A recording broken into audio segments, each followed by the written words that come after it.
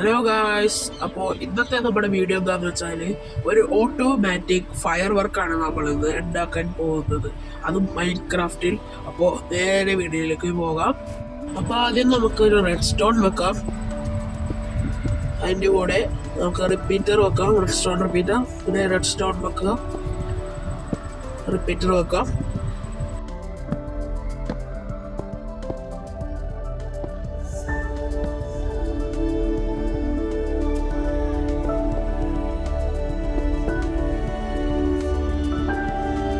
ഇനി നമുക്കൊരു red stone torch ഇവിടെ വെക്കണം.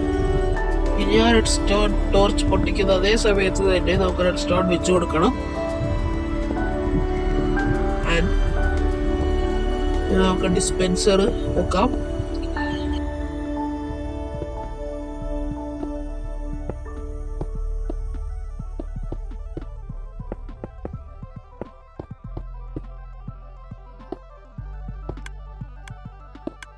ഇനി നമുക്ക് രണ്ട് ഡിസ്പെൻസറിലും ഫയർ വർക്ക് വെച്ച് കൊടുക്കാം. രണ്ട് ഡിസ്പെൻസറിൽ ഫയർ വർക്ക് വെച്ചതിന് ശേഷം നമുക്ക് കണക്ട് ചെയ്ത് കൊടുക്കാം. യൂസ്ഫുൾ മൈൻക്രാഫ്റ്റ് വീഡിയോസിനായി സബ്സ്ക്രൈബ്.